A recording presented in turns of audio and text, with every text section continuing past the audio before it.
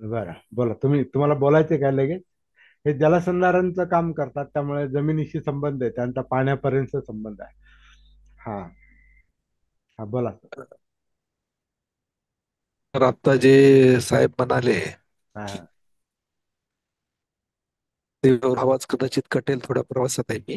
हो, हो, आत्ताच कमी येतो, व्यवस्थित येतोय ना नाही येत. आवाज? हा, हा. येतोय ना सर्वच? बोला, बोला तुम्ही. हा. तर जसं म्हणाले, जास्तीत जास्त लोकांना भेटलं पाहिजे. आता मी म्हणजे सरांना 2च मिनिटं बोलतो. सरांना 10 वर्षापासून पेक्षा जास्त ओळखतो, साळवे सरांना. सरांचं डिस्क्रिप्शन एवढं चांगलं आहे, जम्मा समजून सांगण्याचा अनुभूतीतून आलेलं आहे.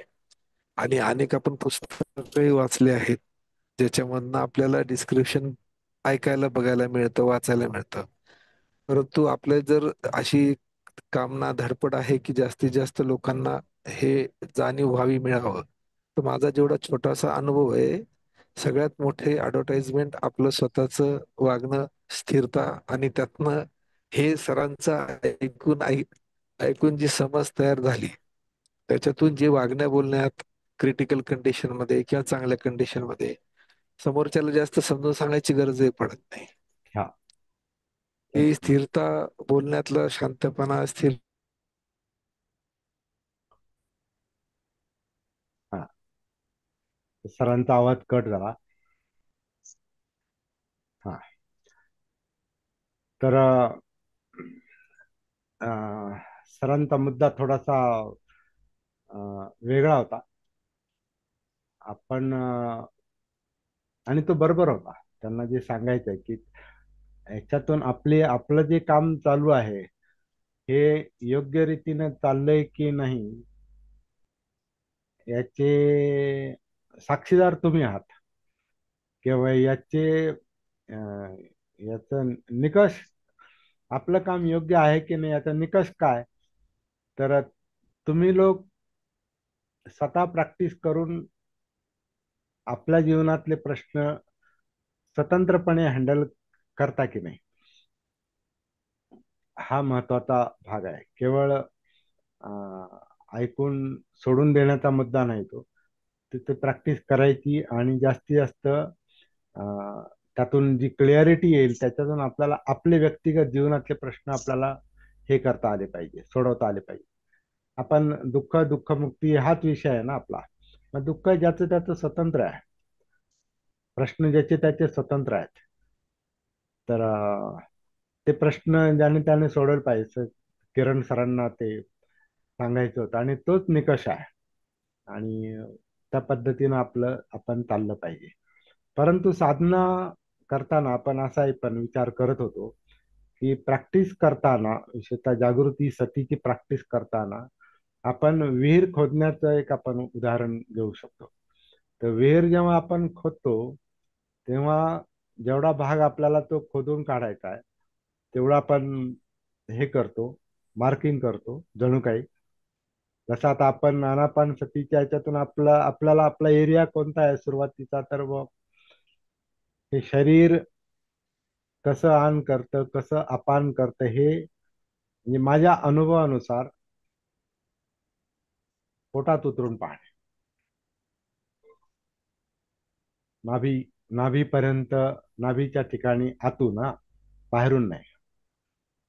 नाभीपर्यंत किंवा खाली जो श्वास आपला आकुंचन प्रसरण होताना जो खालीपर्यंत त्याचं ज्या मुवमेंट्स आपल्याला जाणवतात, काया आन काया अपान, ही मुवमेंट आपल्याला जी जाणवते, ती शांतपणे पाहण्याचा प्रयत्न करणे. आता ते लगेच जमत नाही, कारण आपलं माइंड डिस्ट्रॅक्टेड आहे, आपलं माइंड भरकटते, चंचल आहे, ताणतणावात आहे, व्यस्त आहे, बऱ्याच गोष्टी आहेत की ज्याचं त्याचं जीवन कसं आहे त्याच्यावरती अवलंबून आहे. त्याच्यामुळे तेवढ्या व्यापातून, तेवढ्या गडबडीतून, तेवढ्या चंचलतेतून, तेवढ्या व्यस्ततेतून आपण हे काया आन काया अपान खालीपर्यंत पाहणं, जिथपर्यंत ती मुवमेंट जाते तिथपर्यंत पाहणं हे तेवढं सोपं काम नाही. हे माझा अनुभव आहे. ते लगेच जमत नाही, त्याला खूप वेळ द्यावा लागतो.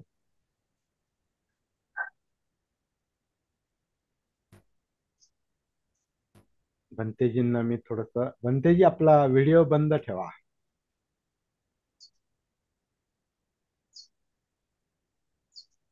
तर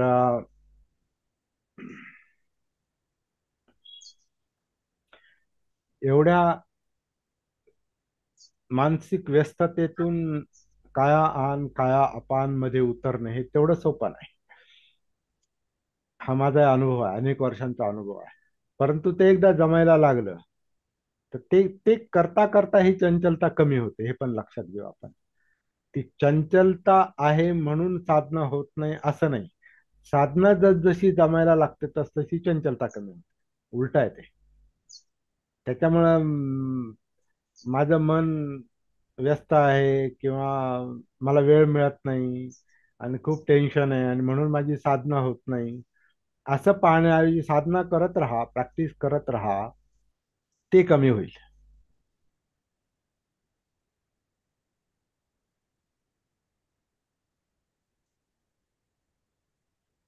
आपल्याला खूप गंभीर आजार झाला आहे आणि खूप दुखतंय आणि आपल्याला हालचाल करणं पण कठीण झालंय, आपल्याला उठणं पण कठीण झालंय आणि त्यामुळे डॉक्टरकडे जाणं कठीण झालंय.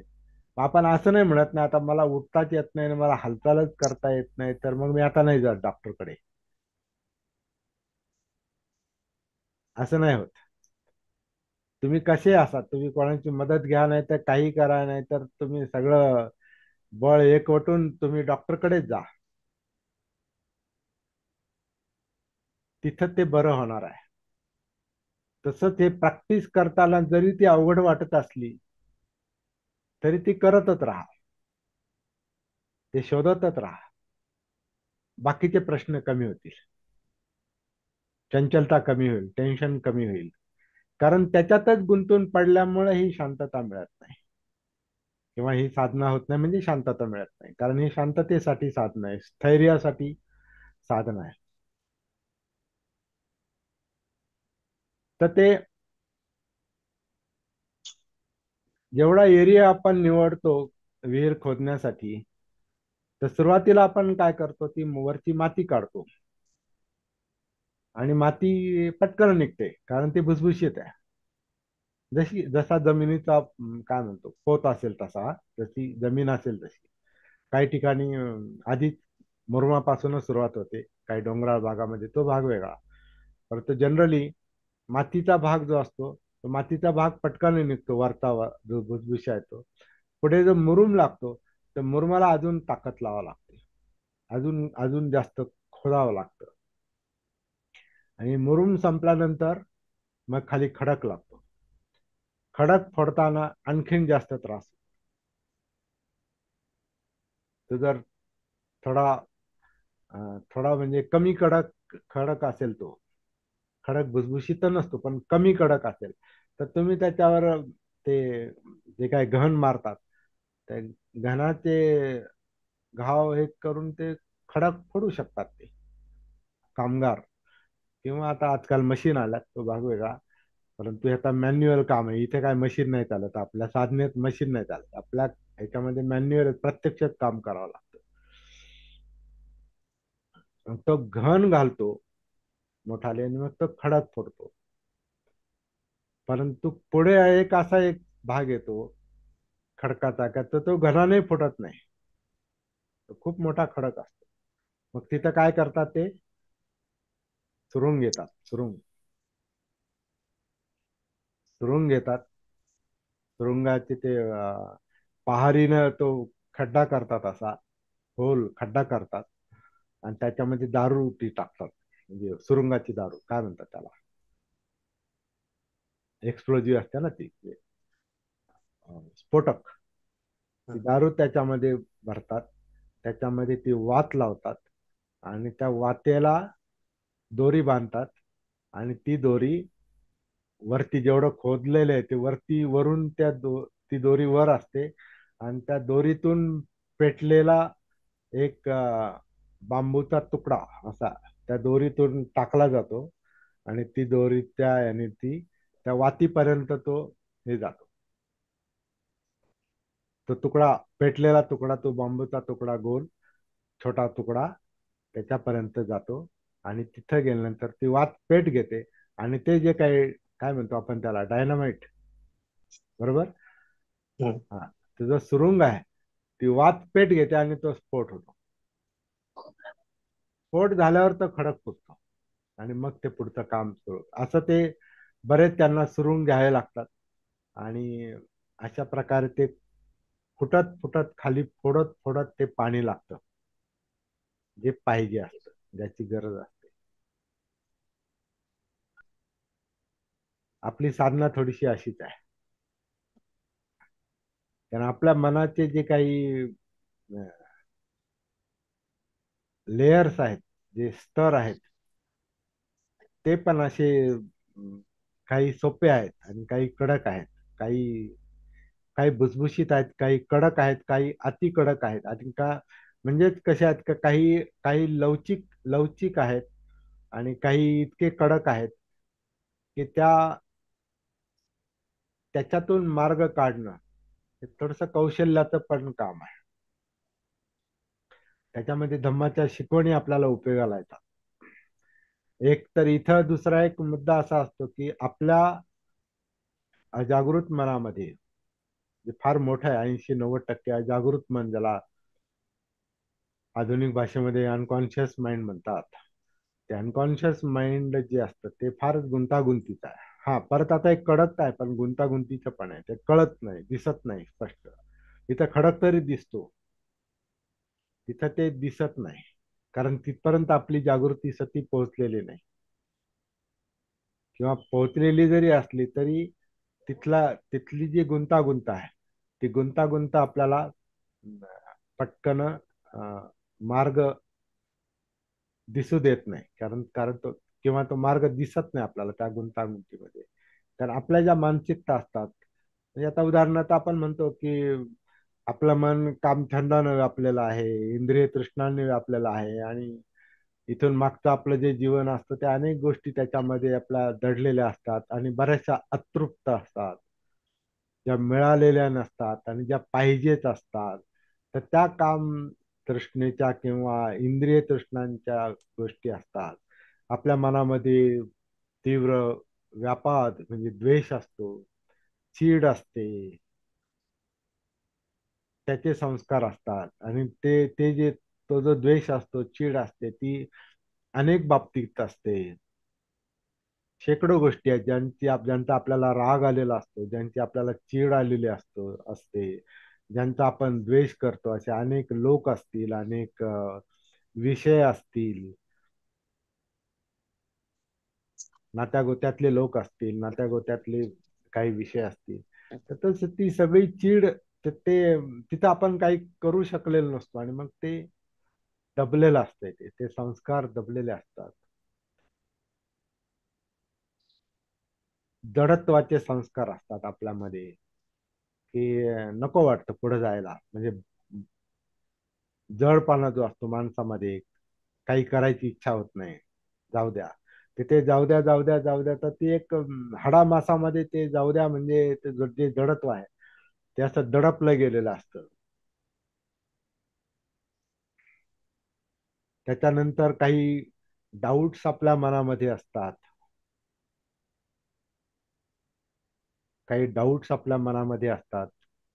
ते डाऊट तसेच राहून गेलेले असतात. तेव्हा इथं काय करायचं, आता हा प्रश्न कसा सोडवायचा, ते मग तो प्रश्न याचा पण असू शकतो, कामछंद व्यापादाचा पण प्रश्न असू शकतो. कुठलाही प्रश्न, डाऊट, किंवा तिथं तिथं त्याला काय करायचं सुचत नाही. मग काय करायचं बा, काय करायचं, नाही पण हे मला नाही जमणार, पण हे नको करायला, ते असं म्हणतो आपण, ते सोडून देतो. परंतु ती अतृप्त इच्छा, ते डाऊट्स, ते तसेच दडपले गेलेले असतात. तर आपल्या मानसिकतेमध्ये, अनकॉन्शियस माइंड मध्ये एवढं काही ते या खडकामध्ये आहे, असं म्हणू आपण, अनकॉन्शियस माइंड मध्ये. आणि आपलं शोध कार्य ते आहे. कारण आपल्याला त्या ह्या सगळ्या म्हणजे कामछंद म्हणजे इंद्रिय तृष्णा, द्वेष, कामछंद, व्यापाद, जडत्व, अं, आपल्या म्हणजे त्याच्यामुळे असलेली आपली चंचलता, डाऊट्स, भीती, अनेक गोष्टी ज्या असतात त्याच्या खाली ते दुःख दडपलेलं असतं. त्याच्यामुळेच ते दुःख, त्याच दुःख आहे, तेच यातना यातना देणार. कारण ते ते हाडामासा, ते जिवंतपणा आहे ना तो. ते काय खडकासारखं निर्जीव नाही ते. तो जिवंतपणा आहे, आणि त्या जिवंतपणामध्ये मग हे दडपलेल्या गोष्टी यातना देतात. आणि ह्याचाच परिणाम पुढे आजारात होतो. माणसाला जे वेगवेगळे आजार होतात ते ह्या दडपणामुळेच होतात. दडपल्या गेलेल्या इमोशन्स, भावना, चित्त, तर त्या दडपल्यामुळेच आपल्याला ते दुःख यातना होतात. आणि ते सल असते, शल्य, ते जे शल्य असतं, ते जे सल असते, ते सल म्हणजे दुःख आहे. हे दुःख एवढा हाडामासात दडलेला असं आपण जे परत परत म्हणतो, तर तिथं आपल्याला ह्या सतीनं, जागृतीनं हळूहळू पोहोचायचं असतं. आणि ते जरा पुढे कठीण जातं. आणि कठीण असल्यामुळे आपण म्हणतो जाऊ द्या, नको करायला, नाही जमत. परंतु ते जमत नसलं तरी करायचं. कारण त्या त्रासातून मुक्त होणं, दुःखातून मुक्त होणं, हे आपल्या जीवनाचं कर्तव्य आहे, काम आहे. ते ते केलंच पाहिजे. परंतु ते बऱ्याच लोकांना ते जमत का नाही, तर त्या मार्गापासूनच ते लोक वंचित आहेत, असा एक तो मुद्दा आहे. त्या मार्गापासूनच त्या काय म्हणू, म्हणजे धम्मापासून, किंवा किंवा आपण जागृतीच्या टेक्निक पासून वंचित आहेत बरेच लोक. आणि ते असं पण होतं, जिथं घन मारायचं तिथं घन मारला जात नाही, भलतीकडे तो मारला जातो. असा पण एक हे असतो.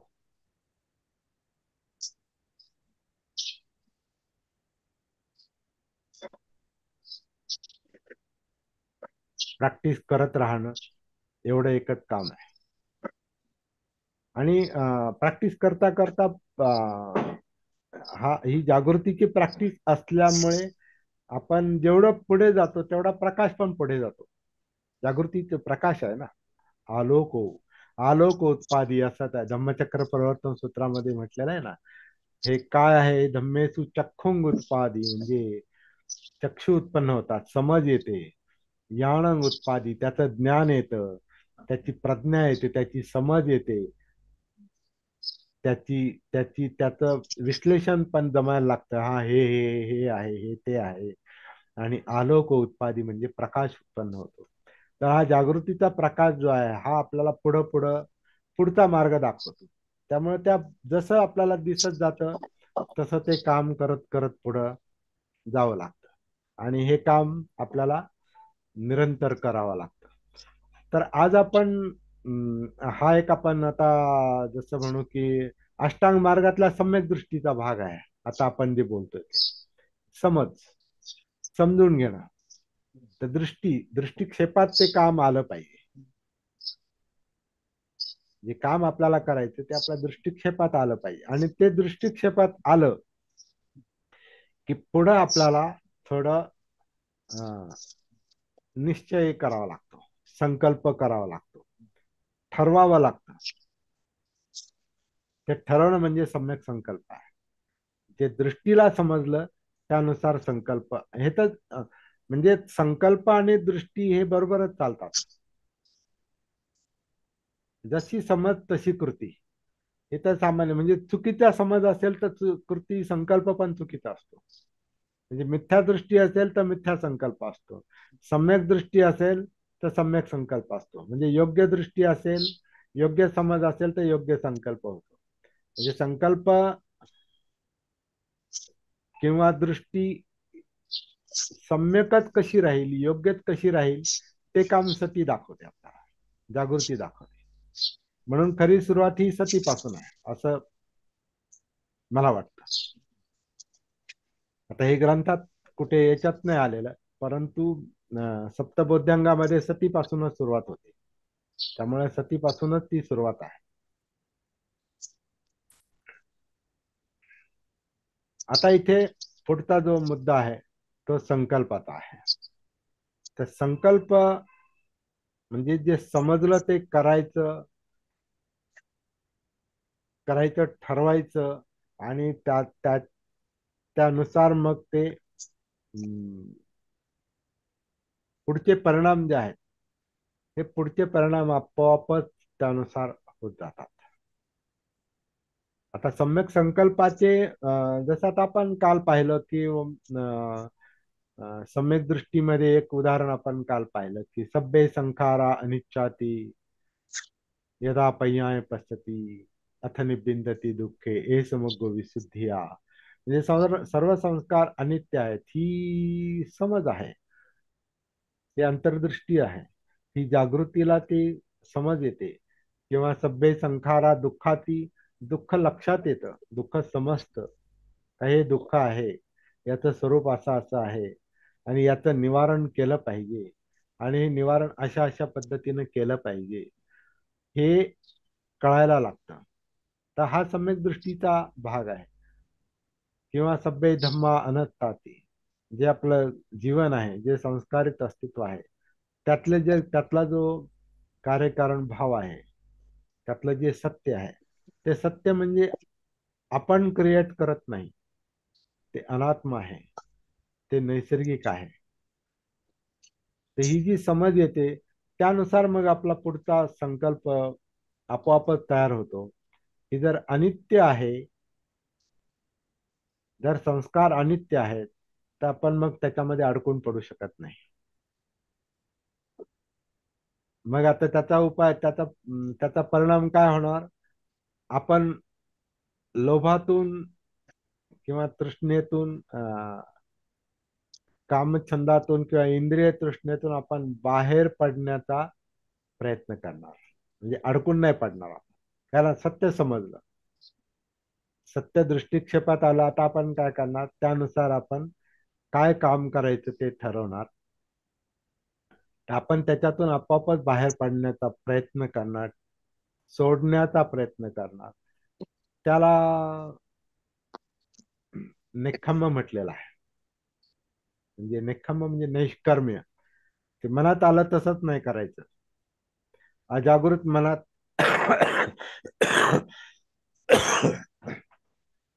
अजागृत मनात काही इच्छा तृष्णा निर्माण झाल्यामुळे लगेच, पूर्वी कसं आपण लगेच त्याला रिस्पॉन्स द्यायचो, लगेच ते करायची घाई असायची आपल्याला. पण जेव्हा आपल्याला समज येते तेव्हा आपण लगेच घाई करत नाही, तर ते सोडतो, आपण सोडून देतो ती गोष्ट, कारण त्याच्यात हित नाही हे लक्षात येतं, दृष्टीत येतं आपल्या, आणि मग आपण ती गोष्ट सोडून देतो.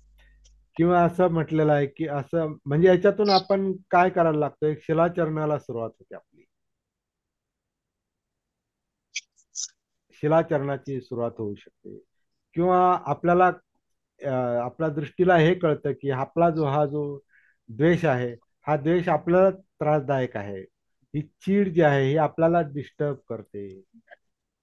मग त्याच्याविषयी जागृती आल्यानंतर त्या चिडीतून, त्या द्वेषातून आपण हळूहळू बाहेर पडतो.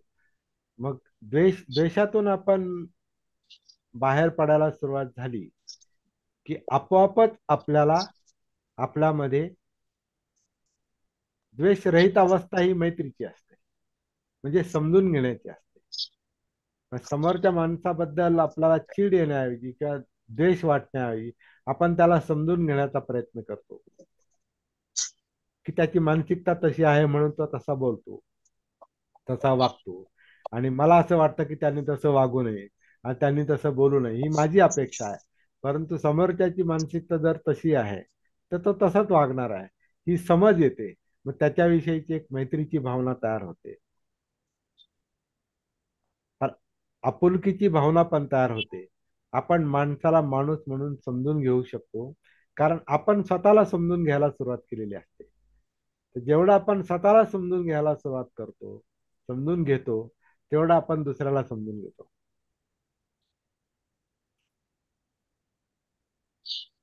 आणि आता ही गोष्ट लक्षात आल्यानंतर आपण संकल्पच करतो, नाही आता मी पूर्वीसारखं नाही वागणार.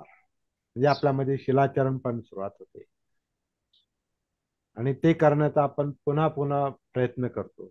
मग जसजशा आपल्या गोष्टी आपल्या दृष्टीत येतात, अंडरस्टँडिंग मध्ये येतात, सम्यक दृष्टीमध्ये ज्या ज्या गोष्टी आपल्याला कळत जातात पुढे जगताना, त्याचा परिणाम आपण पाहतो की अमुक एक वागण्याचा, अमुक एका विचाराचा, अमुक एका भावनेचा असा असा परिणाम होतो, दुष्परिणाम होतो, चांगला किंवा वाईट परिणाम होतो. तर ते तसं आता परत नाही करायचं. तर ते जागृतीला सतीला आपोआपच समजतं आणि आपण आपोआपच त्याच्यापासून परावृत्त होतो. कारण त्याचा त्रास होतो आणि त्रास आपल्याला नको असतो. त्याच्यामुळे दुःख होतं, ते आपल्याला नको असतं. तर हे व्यावहारिक वागण्यामध्ये आपण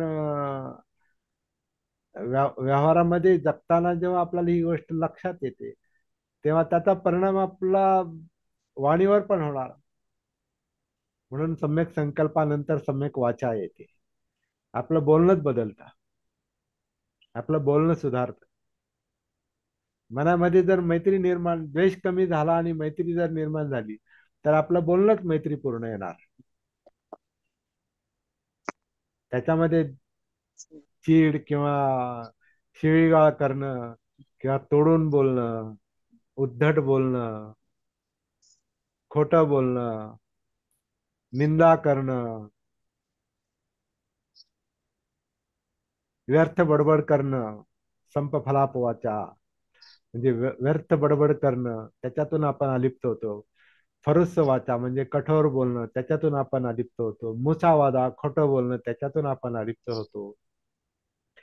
पिसूण वाचा म्हणजे निंदाजनक बोलणं, याच्यातून आपण अलिप्त होतो. तर जसजसं आपल्याला समज येत जाते, तस तसं आपला आपण एक ठरवायला सुरुवात करतो, संकल्प करतो की नाही तसं नाही. ज्याच्यामुळे आपल्याला यातना होतील, दुसऱ्याला यातना होतील, ते नाही करायचं.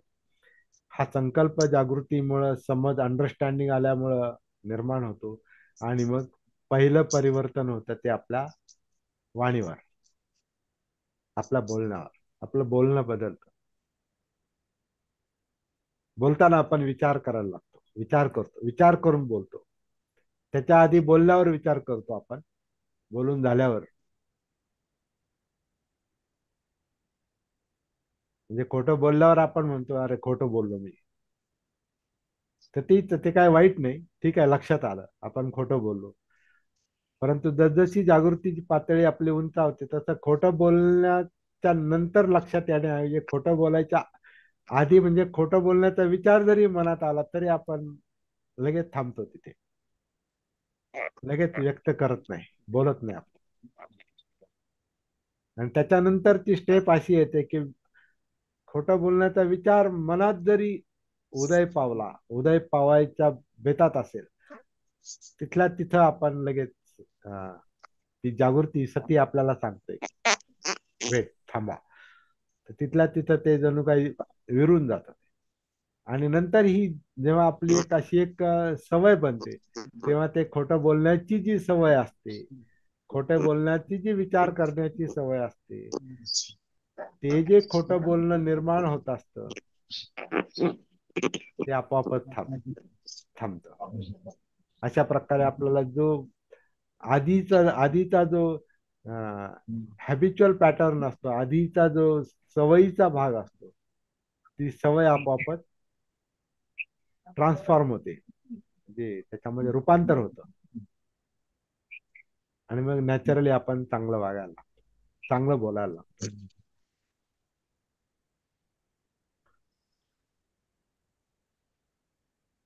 तर ह्या एकमेकात गुंतलेल्या गोष्टी आहेत.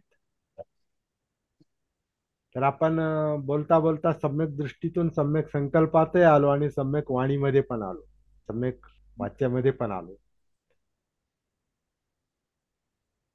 आणि ही गोष्ट एकाएकी घडत नाही. जेवढा आपला आपल्या कायेमध्ये उतरून आपण जेवढं आपल्या जाणीवा म्हणजे वेदना आपण पाहतो, कारण त्याच्यातच सगळं आहे ते.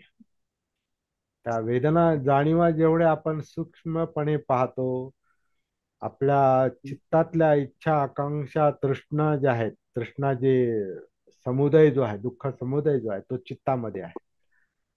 ते चित्त आपल्याला जसं सती जागृतीला जाणवतं, तस तसं आपल्याला कळतं की यातनं दुःख कशातून निर्माण होतं, दुःख समुदाय कुठं आहे.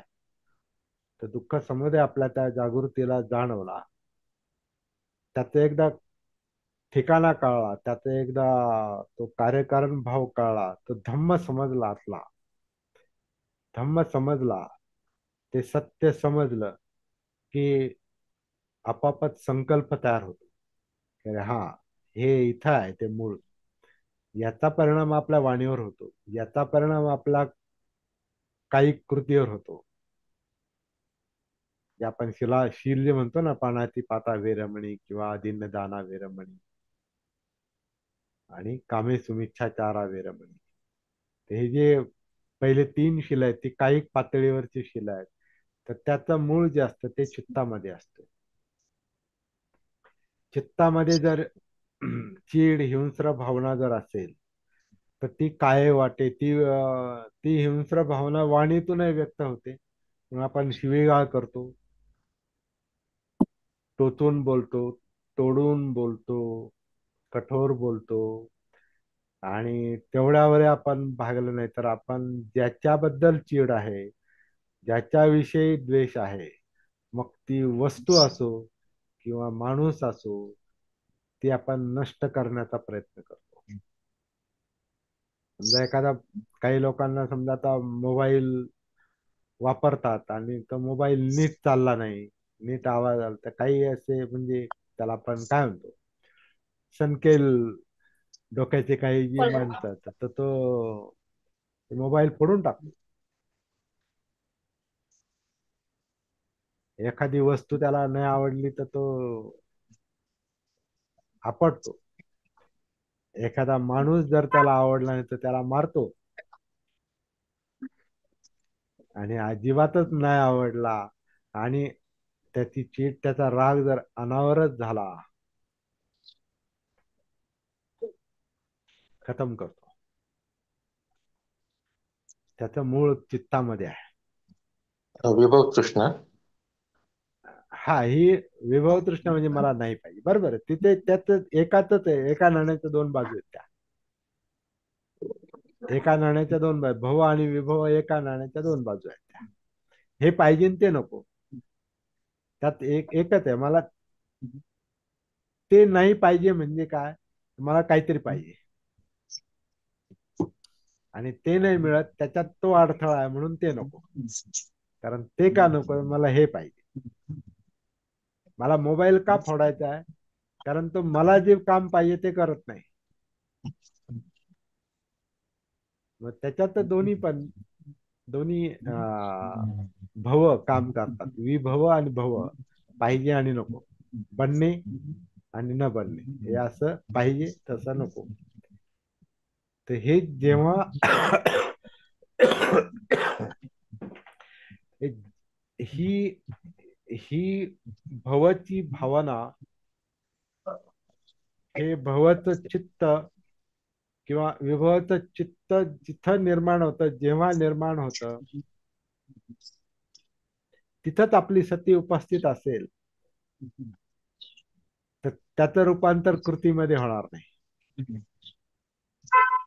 त्याचं रूपांतर वाणीत होणार नाही, त्याचं रूपांतर काही कृतीमध्ये होणार नाही.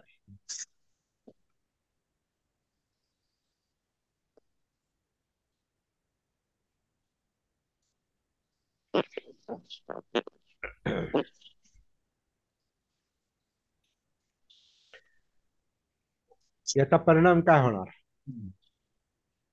तू लाव ना. याचा कोण? परिणाम याचा परिणाम काय होणार? याचा परिणाम असा होणार की ज्या परिस्थितीमध्ये आपल्याला सारखं सारखं आपलं चित्त नकारात्मक याच्यामध्ये जातं, डिस्टर्ब होतं. डिस्टर्ब होतं, तर तर एक तर त्या परिस्थितीतून आपल्याला थोडं, जर शक्य झालं तर आपल्याला त्यातून थोडस अलिप्त होण्याची गरज असते, जर ते हाताबाहेर परिस्थिती असेल.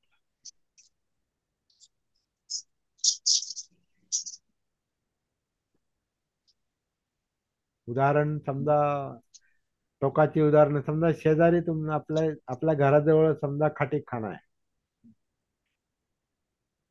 तर आपल्या मनामध्ये, आपल्या मुलांच्या मनामध्ये, घरामध्ये ते सतत सतत तेच दिसणार आहे ना समोर. तर तुम्ही सतत सतत म्हणजे तुम्हाला तेच काम करावं लागेल की तिकडं ते तर तसं घडतंय आणि मला स्वतःला ते, मी विचलित होतो आणि मला ते सावरता आलं पाहिजे, मग तेच काम करावं लागतं. त्यापेक्षा ते आता शक्य असेल तर बदला तिथून.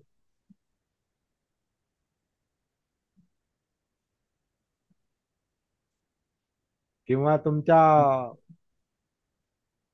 अशा वस्तीत तुम्ही राहता का जिथं व्यभिचार चालतात. आता पूर्वी नाही का, आता समजा आता अं, काही माणसं, काही आपले जे पूर्वीचे पूर्वीचे किंवा आजही काही दलित लेखक, सो कॉल्ड दलित लेखक जे आहेत, उदाहरणार्थ ढसाळ आहेत किंवा आणखी कोण, कांबळे, आता दलित लेखकांची नाव माहिती असतील तुम्हाला, सांगा तुम्ही. दया पवार. दया पवार असतील, ज्यांचं लिखाण जे आहे ना, ते त्या परिस्थितीला धरून आहे. दलित लेखकांचं लिखाण त्या परिस्थितीला धरून असतं, कारण ती परिस्थिती, ती वस्ती, ते नातेवाईक, ते आजूबाजूचं वातावरण, त्यांचं घर, त्याच्यामध्ये इतक्या अशा विचित्र गोष्टी चाललेल्या असतात का ते आपापच त्यांच्या लेखणीमध्ये येतं. आणि बऱ्याच अंशी असं असतं की जसं आता तुमच्या मुंबईची वस्ती आहे, काय नाव तिचं, बाबासाहेब, तिथं बाबासाहेबांची व्याख्यान व्हायची तिथं, अमेठीपुरा. कामाठीपुरा. तर कामाठीपुरामध्ये जी काही वेश्यावस्ती असायची, तर त्या वेश्यावस्तीत जाऊन त्याच्यात बऱ्याचशा आपल्या बायका असायच्या समाजातल्या, तर त्या बायकांना बाबासाहेबांनी हे धंदे सोडा, त्याच्यामुळं सगळ्या समाजाला खाली पाहण्याची पाळी येते, तुम्ही हे, मी त्यांना तंबी पण दिली होती बाबासाहेबांनी, तुम्ही धंदे बंद करा, नाही तर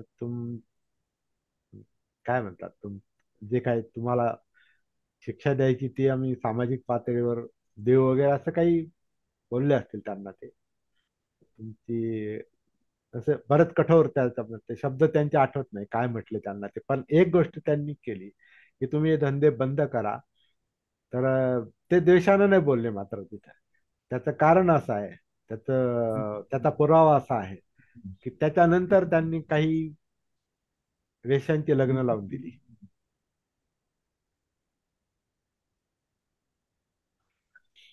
ते सगळं काय, जशी त्या परिस्थितीमध्ये तुम्ही काय म्हणजे सुधारणेची काय अपेक्षा धरू शकता, काय चांगल्या संस्कारांची अपेक्षा धरू शकता. मग त्याला एकच उपाय आहे, शक्य असेल. आणि बऱ्याच ते आता त्या वस्त्या, त्या पिढ्या खतम झाल्या, त्या कामाठीपुऱ्यातल्या बऱ्याचशा खतम झाल्या असतील, बर्बाद झाल्या असतील, पण त्यांना वस्ती सोडता आली नाही, कारण मुंबईत वस्ती करणं, नवीन हे करणं सोपं नाही. आणि शिवाय जी प्रतिमा डागाळलेली असते, ती डागाळलेली प्रतिमा घेऊन तुम्ही दुसरीकडं राहू पण शकत नाही. तर तुम्ही ती वस्ती फक्त सोडून भागत नाही, तुम्हाला ते शहरच सोडावं लागतं, अनोळखी ठिकाणी जावं लागतं, तर ते शक्य आहे. पण जर स्वतःला वाचवायचं असेल तर आपण स्वतः तसा विचार केला पाहिजे, असं त्याचा अर्थ झाला. आपण ते केलं पाहिजे. असेवनाच बालानंद नाही का, पतिरूप देश वासोच उभेच कतपुयता, म्हणजे अं, योग्य ठिकाणी वस्ती करणं. पतिरूप देश वासोच म्हणजे योग्य देशात, म्हणजे योग्य परिस्थितीत, योग्य वस्तीत राहणं, योग्य परिस्थितीत राहणं आणि चांगलं काम करणं. कतपुण्यता, चांगलं काम करणं हे गरजेचं आहे. तर पण हे कोण करतं? ज्याला आपण चुकतो, आपण चुकीच्या मार्गावर आहोत, आपण त्याचे परिणाम भोगतोय, याचं ज्याला भान आहे, याची ज्याला सती आहे, तोच ते करणार आहे. नाहीतर मग बहुतेक जाऊ द्या, आता आपल्या काय हातात आहे, नाहीतर लोकच तसे आहेत, दुसऱ्यांना दोष देण्यात वेळ घालवणार, पण स्वतः निर्णय घेणार नाही, असे पण काही लोक आहेत. तर असं अष्टांग मार्गाच्या संदर्भात आपण जर विचार केला तर समज, अंडरस्टँडिंग जी आहे ती समज जेवढी व्यापक होत जाते तेवढी तुमची कृती बदलत जाते, तुमचा संकल्प बदलतो, तुमची वाणी बदलते, तुमचं कर्म बदलतं. आणि पुढे चालून आपण आत्ता जी गोष्ट बोलत होतो, चर्चा करत होतो, तुमची आजीविका बदलते. आजीविका म्हणजे जीवनशैली, लाईफस्टाईल. आपण आता कामाठीपुऱ्यातलं उदाहरण घेतलं का, तर ती जीवनशैली, बाबासाहेबांनी काय सांगितलं, ती जीवनशैलीच बदला, बंद करायचं सगळं. आणि जीवनशैली बदलायला त्यांनी मदत पण केली, अनेकांना केली. बाबासाहेबांनी जी खेडी सोडायला लावली महारांना आणि अस्पृश्यांना, खेडी सोडा आणि शहरात या, तर ते असे पतिरूप देश वासोचे आहे, योग्य प्रदेशात येऊन राहा. आता ते 100% तसं जमलं नाही, ही पण तेवढीच खंत आहे. कारण बऱ्याच लोकांनी महारवाडे सोडले आणि अशा वस्तीमध्ये झोपडपट्ट्या केल्या, अशा ठिकाणी झोपडपट्ट्या तयार झाल्या तर तिथे जवळपास साधारणपणे तेच वातावरण आहे. कारण तिकडचेच लोक परत तिथे येऊन एकत्रित राहिले आणि मग तसंच ते काही गोष्टी घडत राहिल्या, म्हणून कामाठीपुरे उभे राहिले.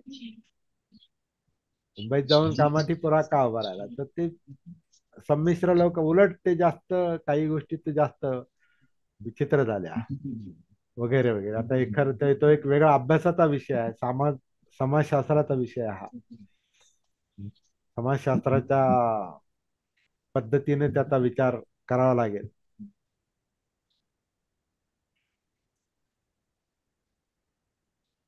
पण एक गोष्ट आहे, आपल्या जीवनाला आकार द्यायचा असेल तर त्याची समज आपल्यातच पाहिजे. आपल्याला दुसरं कुणी सांगू शकत नाही.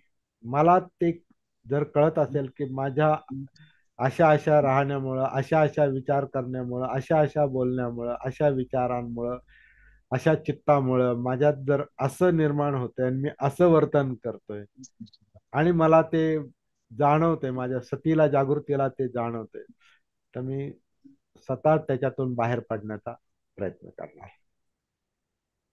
ते ज्याच्या त्याच्या हातात आहे आणि ते केलं पाहिजे. परिस्थितीमुळे कधी कधी ते कठीण जातं, परंतु आपण संकल्प तरी तसा करावा लागतो. आणि संकल्प ही गोष्टी अशी आहे, एक आपण लक्षात घेऊ, संकल्प ही गोष्ट एक आपल्या अजागृत मनामध्ये, अनकॉन्शियस मध्ये जर काही संकल्प आपण केलेले असतील चांगले, तर पुढे चालून ते हे होतात, फुलफिल होऊ शकतात. म्हणजे काय म्हणतो आपण त्याला, आपल्या मनामध्ये तसे जर आपण विचार केलेले असतील, संकल्प केलेला असेल, तर तो संकल्प आपल्याला एक गती देतो, काही विचार करायला गती देतो, प्रयत्न करायला गती देतो आणि कालांतराने त्याचे काही परिणाम, चांगले परिणाम आपल्याला दिसू शकतात. म्हणून मनातले विचार जे असतात, संकल्प जे असतात, हे फार महत्वाचे असतात. जसे विचार, जसा संकल्प, तशीच कृती, तसेच परिणाम.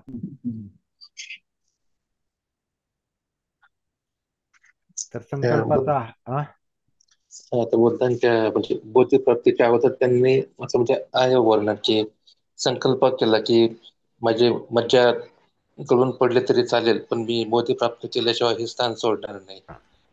तो संकल्प आहे. ते ते दृढ निश्चय आहे. कारण ते तेवढे दुःखाची तीव्रता त्यांना जाणवलेली आहे. अंडरस्टँडिंग, त्यांच्या सम्यक दृष्टीला दुःखाची तीव्रता तेवढी जाणवलेली आहे आणि त्याच्यातून नाही, मला बाहेरच पडायचंय. काही स्वतःशी दयामाया नाही जणू काही. म्हणजे ते मग त्याच्यासाठी त्यांनी आत्मक्लेशाच्या पण तपश्चर्या केल्या. नंतर लक्षात आलं की हे मी प्रश्न सुटणार नाही, पण ठरवलं त्या. तर ते संकल्प अशी गोष्ट असते की जी तुमच्या प्रयत्नांना गती देते. म्हणजे पुढे सम्यक व्यायामाला आपाप 6वा अंग आलं. म्हणजे तुमच्या सम्यक व्यायामांना मग तुम्ही सम्यक व्यायामाचं स्पष्टीकरण असं करतात, ते सब्ब पापाचं अकरणं कुशलस्य उपसंपदा सचित्त परियोदपनं एतं बुद्धान शासनं. त्याच्यामध्ये सम्यक व्यायामाचा एक आपल्याला ते उदाहरण आहे, मोठं उदाहरण आहे की सब्ब पापाचं अकरणं, वाईट कर्म करायचं नाही. प्रयत्न काय करायचा, नाही करणार मी वाईट कर्म. तो संकल्प पण आहे आणि कृती पण आहे. वाईट कर्म करायची परिस्थिती जरी आली तर त्याचा संकल्प, त्याची दृष्टी त्याला म्हणते नाही, हे नाही करायचं. तरी पण ते राहवत नाही. कारण अनकॉन्शियस मध्ये, अजागृत मनामध्ये आपल्या इच्छा आकांक्षा एवढ्या तीव्र असतात की कधी कधी खोटं बोलायचं नाही असं ठरून सुद्धा आपण खोटं बोलतो, बोलून जातो. असं बऱ्याचदा ते होतं. अनेक गोष्टी अशा आहेत की नाही करायचं असं ठरवून पण.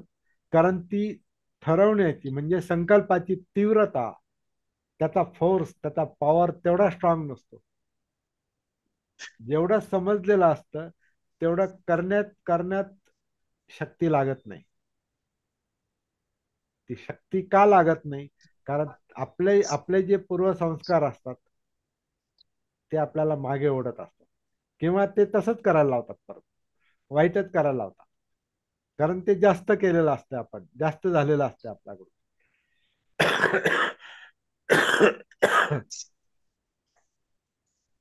म्हणजे द्वेष वाईट आहे, चीड वाईट आहे, हे लक्षात जरी आलं तरी आधी आपण इतका द्वेष केलेला असतो, इतके द्वेषाच्या इतक्या घटना असतात, इतके विषय असतात की आज आज आपल्याला जरी कळालं की द्वेष हा वाईट आहे, परंतु पूर्वीचे संस्कार जे हाडामासात दडलेले आहेत, मनामध्ये दडलेले आहेत, चित्तामध्ये दडलेले आहेत, ते तुम्हाला द्वेषच करायला लावतात. आणि ते एका बाजूला द्वेषही चाललेला असतो, दुसऱ्या बाजूला त्याला त्याच्यातून बाहेर पडण्याचा पण प्रयत्न चाललेला असतो. असं हे सतीमध्ये कधी कधी ते काम चाललेलं असतं.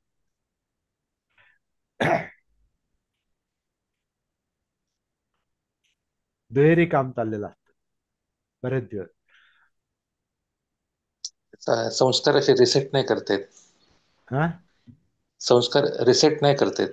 हा संस्कार संस्कार संस्काराला तुम्ही संस्कार तुम्ही नष्ट नाही करू शकत, पण संस्काराला रिस्पॉन्ड देण्याचा म्हणजे त्याच्यानुसार कृती करण्यापासून सावध राहू शकतो. एखाद्याबद्दल द्वेष असेल, पूर्वी खूप द्वेष केला असेल, खूप दिवस द्वेष केला असेल, खूप वर्ष द्वेष केलेला आहे. उदाहरणार्थ आपले जुने भाऊबंदकीचे विषय, नात्यातले जुने जुने जे भाऊबंदकीचे विषय असतात, तर ते अनेक दिवस तो मेले, ते भाऊबंद मेलेले असतात, ते शत्रू मेलेले असतात, तरी त्यांच्याबद्दलचा द्वेष मरत नाही.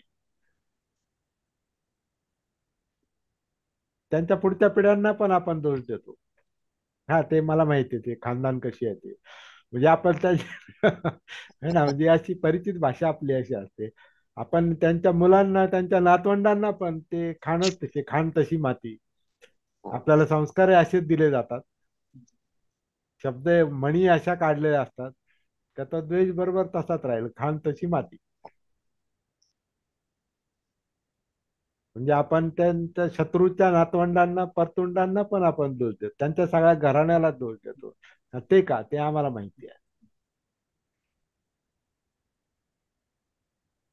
म्हणजे ते बदललेले असतात किंवा ते मरूनही गेलेले असतात. आपल्या मना आपला आपला दोष आहे. आपण त्या गोष्टी आपला म्हणजे दोष आपला म्हणजे व्यक्तिगत दोष नाही, आपल्या चित्ताचं जे ते जे धारणा आहे त्यांनी जे धरून ठेवलेलं आहे त्याचं ध्यान करत राहतो ना तो. म्हणून मी ध्यान म्हणजे अटेन्शन तेच धरून ठेवतोय, तेच धरून तेच पकड आहे. त्याला संस्कार म्हणतात. संस्कार ते ते असं ते जणू काय खरं. कोरल्यासारखंच आहे. परंतु चित्त मन हे कोरल्यासारखं नाही, ते त्याच्या नंतर ते विलय होतो. कारण चित्त मन ही काही अशी सॉलिड गोष्ट नाही.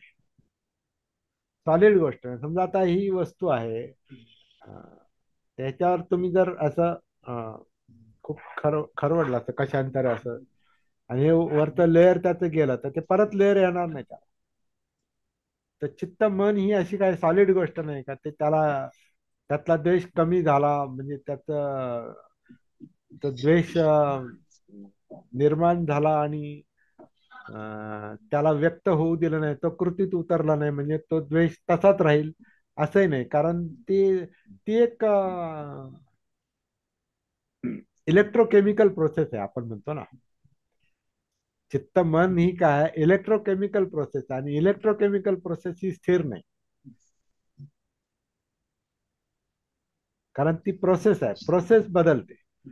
सॉलिड ज्याच्यात ते सॉलिड पार्ट जो आहे जो घन भाग, घन भागावर ते वण वण राहतात, वण है ना, वन वन राहतात. म्हणजे आता आपल्या शरीरावर ते वन राहतात, परंतु त्या वनानं पूर्वी जे दुःख दिलेलं असतं ते दुःख नाही ना तिथे. वण दुखत नाही, व्रण व्रण ज्याला म्हणतात, व्रण दुखत नाही, परंतु व्रणाची जी पूर्वीची जखम आठ- असते ती जखम आठवण मात्र दुखते. आठवण आहे. आठवणी, आणि आठवणी पण हा आपण म्हणतो लागलं होतं. तर कधी कधी आता पण ते झालंय ना, आता आपली समज आपलं अंडरस्टँडिंग आहे ते होऊन गेलं. आता त्यांनी ते दुखणं परत दिलं पाहिजे. तर ही पण अजून ते त्याच्यातून आपण बाहेर नाही पडलो. तो वण की समजा एखाद्याने आपल्याला मारलेला असेल तर तो व्रण आपल्याला त्या व्यक्तीची आपल्याला आठवण करून देतो, आणि त्याची चीड आपल्या मनामध्ये येते की त्याने हा मला आघात केलेला आहे. पण नंतर नंतर आपल्याला ती एक समज येते की त्यांनी हा हे केलेला आहे, तर हा व्रण जो आहे, हा व्रण मला त्याची आठवण करून देतो, तर तो माझ्या मनाचा चित्ताचा दोष आहे. तर तो संपला, आता तो गेला. ते घड त्याचं मारणं पण गेलं, हा ती जखम पण बुजली, त्याचा व्रण पण तयार झाला, आणि ती आता ते दर्द पण ते दुखणं पण नाही. पण मनातलं जे संस्कार आहेत ते दुखणं वर आणतंय जणू काय. ते त्या मनाला ते हे करतंय, ते आणखीन खपली काढतो तो, आपण काय म्हणतो खपली काढायचा प्रयत्न करतो त्या आठवणी. मीठ हा, तर मीठ एवढं. सोडतो. हा मीठ मीठ सोडतो. हा तर एवढं खोलात जाऊन आपल्याला ते काम करावं लागतं. ते हे सती जागृतीमध्ये चालणारं काम आहे. तर बोलता बोलता आपण जवळपास 7व्या अंगापर्यंत आलेलो पण आहोत. कारण ते वेगवेगळं नाही, ते एकच आहे. ते सगळं एकच आहे.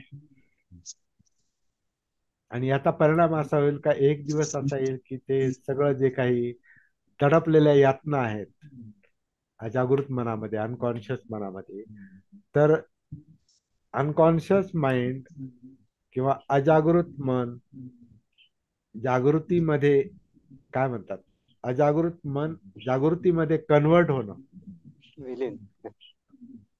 अंधाराचा प्रकाश होणं, आलोको प्रकाश, तो जर सगळीकडे असेल तर ते सगळे काय असेल नसेल ते सगळं सगळं ते ती मानसिक प्रक्रिया थांबून जाते. मग ते घर बनवणाऱ्या तृष्णे तुला मी आता पाहिले, आता तो पुन्हा घर बनवणार नाहीस. हे जे बुद्धांचे उद्गार आहेत. दुःख संपलं तर म्हणतात, दुःख संपलं, माझा जन्म संपला, आता पुनर्जन्म नाही. पुनर्जन्म कशाचा? ह्या तृष्णेचाच पुनर्जन्म असतो. तीच परत परत काम करते ना. आणि तिलाच पाहिलं तर संपलं का? तर याची परिपूर्ण अवस्था म्हणजे समाधी आहे. का तिथं विचलन संपलं, डिस्टर्बन्स संपला, तृष्णेचा क्षय झाला. तन्हानं खय मज्जगा, तृष्णेचा क्षय झाला, संपला विषय. तर अशी बुद्धत्वाची ही अवस्था आहे. किमान कल्पनेनं तरी आपण तिथपर्यंत गेलो. कल्पनेनं आता हे प्रॅक्टिकल काम करायचंय आणि ते चालू ठेवायचंय. आपण थोडस उद्याला हे पाहणार आहोत. बाबासाहेबांनी ह्या अं, पहिल्या प्रवचनाबद्दल, धम्मचक्र प्रवर्तनाबद्दल त्यांच्या ग्रंथामध्ये खूप चांगलं स्पष्टीकरण आहे. ते मी उद्या वाचून दाखवणार आहे आणि त्याच्यावर आपण थोडीशी चर्चा करणार आहोत. म्हणजे हा विषय आपल्याला आणखीन स्पष्ट होईल. आणि हा विषय स्पष्ट झाला की हे धम्मचक्र प्रवर्तनाचा विषय संपला खरं म्हणजे. परंतु त्याला पुढं जे काही जोडलेलं आहे, आता पुढं म्हणजे कसं आहे की हे सगळं सांगितल्यानंतर जो पहिला प्रकाश ज्या परिव्राजकाच्या त्या साधूच्या डोक्यात पडला, तो कौंडिन्य, पंचवर्गातल्या त्या कौंडिन्याच्या डोक्यात तो प्रकाश पडला आणि त्याला समजलं. मग ते बुद्ध म्हणतात की वा वा, कौंडिन्याला समजलं, कौंडिन्याला समजलं. जे जे जे अज्ञात होतं ते त्याला ज्ञात झालं. अज्ञात अज्ञात कौंडिन्याला ते ज्ञात झालं, असं ते असं ते शब्दप्रयोग आहे. तर तिथं ते सूत्र संपतंय खरं म्हणजे. परंतु त्याला काही जोड अशा पुढं आलेले आहेत की तुम्ही ते वाचलं असेल, तुम्हाला PDF पाठवलेलं आहे, ते जर तुम्ही वाचलं असेल तर त्याच्यामध्ये पुढं मग काय आलं की हे सगळं जे प्रवचन आहे, ही जी सगळी सगळी शिकवण आहे, ती शिकवण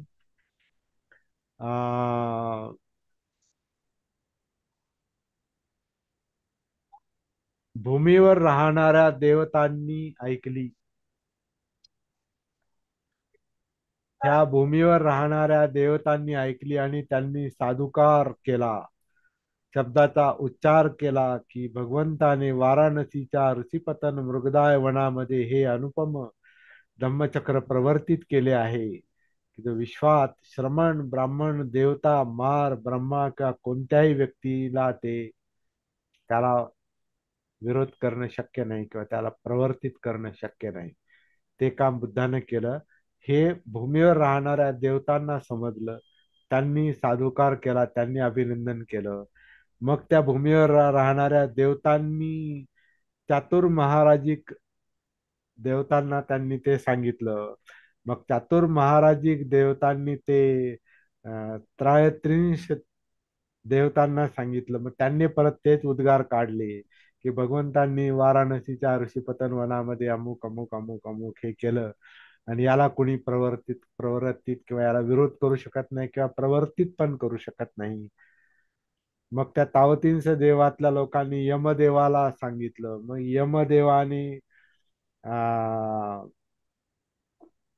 यमदेवाने पण तेच उद्गार काढले. मग यमदेवानी मग तुषित देवलोकांना सांगितलं. मग तुषित देवलोकांनी ते निर्माण निर्माणरती देव म्हणजे निर्माणरती देवाला सांगितलं.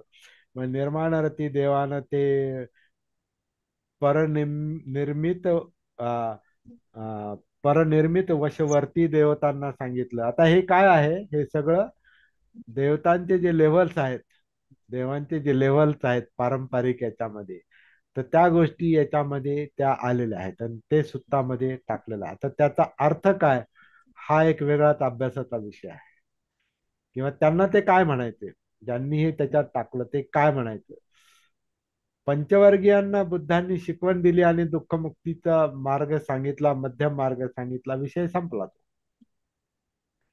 परंतु ते ऐकून इतरांनी साधुकार केला. मग त्यांनी त्यांना सांगितलं, त्यांनी त्यांना सांगितलं, मग त्यांनी वरती सांगितलं. असं करत करत ते वेगळ्या ठिकाणी जाऊन ते मग शेवटी परनिर्मित वशवर्ती देवतांचे शब्द ब्रह्मपरिषदेत गेले. ब्रह्मपरिषदेतून मग ते ब्रह्मपुरोहिताकडे गेले. आणि मग ब्रह्मपुरोहितांनी पुन्हा ते पुन्हा महाब्रह्माला सांगितलं. आणि मग महाब्रह्माने परित्ताप देवाला सांगितलं. तुम्ही ते सूत्र पहा, मग त्याच्यात ते क्रम तुमच्या लक्षात येईल. मग परित्ताप देवानं अपमानभा देवाला सांगितलं. अप्रमाणाभ देवतांना सांगितलं. अप्रणाभ देवतांनी मग आभस्तर देवाला सांगितलं. आभास्तर देवानं मग परित्त सुभा देवाला सांगितलं. परित्त सुभा देवाने मग अपमान सुभा देवाला सांगितलं. पुन्हा ते डबल आलंय असं वाटतं ते. मग अपमान सुभान देवाने ते शुभ किन्नक देवाला सांगितलं. मग वेहफल देवाला सांगितलं. वेहफलानं अविह देवाला सांगितलं. अविहानं आतप्प देवाला सांगितलं. आतप्प देवानं ते सुदस्स देवानं सांगितलं. सुदस्स देवानी मग शुद्ध समान देवानी सुदस्ती देवाला, सुदस्ती देवाने अक्कनिष्ठका देवाला सांगितलं. आणि मग ते अं, ब्रह्मलोकामध्ये ते अशा प्रकारचं दससहस्र याच प्रकारे त्याच क्षणामध्ये याच मुहूर्तामध्ये हे आनंदाचे शब्द ब्रह्मलोकांमध्ये पोहोचले. आणि या दससहस्री ब्रह्मांडाचे कंपन होऊन उठले, संप्रकंपित झाले, हेलावून गेले. देवतांच्या तेजाईपेक्षाही पुष्कळ अधिक, पुष्कळ भारी असे विशाल तेजस्वी प्रकाश संसारामध्ये उत्पन्न झाला. असं सगळं ते वर्णन करून शेवट काय केलाय, की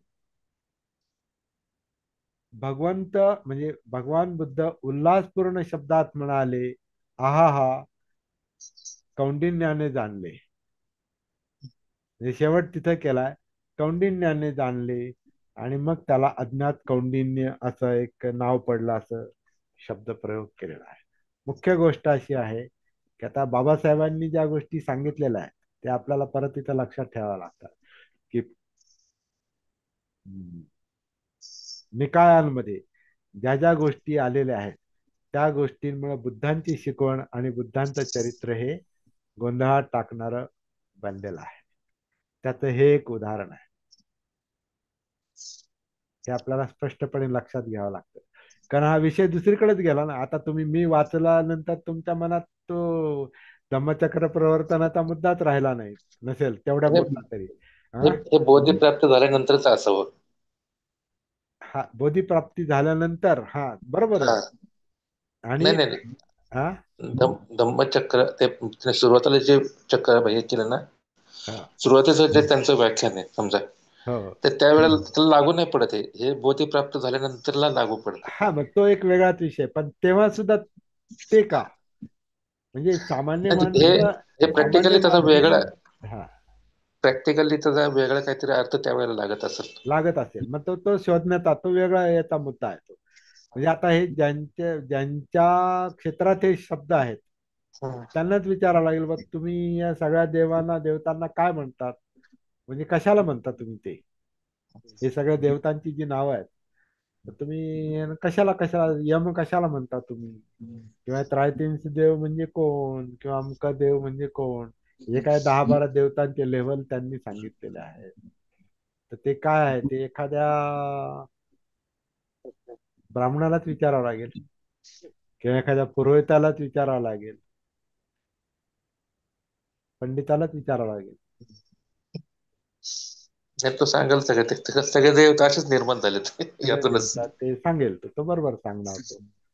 आणि ते परत म्हणणार शेवटी, ते तुम्हाला नाही कळणार. हम्म. ते तुम्हाला कळणार नाही. तर ते मुख्य माणसाच्या हा, हा शेवटी माणसाच्या मनाची अवस्था असते त्या बहुतेक. जे असेल ते मी तेच विचारलं. एक बनतेंना तेच विचारलं याच्यामध्ये, आपल्या लखनौमध्ये, का हे देवता बाहेर आहेत का आत आहेत? तर ते म्हणे हम्म. बाहेर आहेत. आता तुम्ही म्हणताय मनात आहेत, माझ्या मनात तेच होतं की हे मनाची अवस्था असाव्यात काहीतरी. तर ते म्हणाले नाही नाही, हे बाहेर आहेत. म्हणजे आता भिक्षूंनी पण त्यांना बाहेर ठेवलंय, म्हणजे हे बाहेरच भटकायचं, मग बाहेरच जायचं, मग फिरत राहा, मग दुःखमुक्ती राहिली बाजूला, जीवनाचा उद्देश राहिला बाजूला, आणि हे शोधत बसा. तर बाबासाहेबांनी ते सावध सावध जे केलेलं आहे ते याच पातळीवर, त्याचं महत्व पुन्हा पुन्हा लक्षात येतं. असो, आपल्याला जे घेण्यासारखं आहे ते आपल्याला घ्यायचंय. अनपेक्षितपणे अनपेक्षितपणे धम्मचक्र प्रवर्तन सूत्र इथं संपलेलं आहे.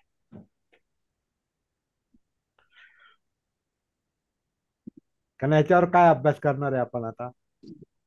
किंवा तुम्ही संदर्भ शोधून मला सांगा, आपण त्याच्यावर अभ्यास घेऊ. हे जे 10-12 देवलोक सांगितलेत, ज्यांना इंटरेस्ट असेल किंवा ज्यांना माहिती असेल, त्यांनी ते शोधून आणायचे आणि त्याच्यावर आपण चर्चा करू. म्हणजे मी तरी नाही सांगू शकत.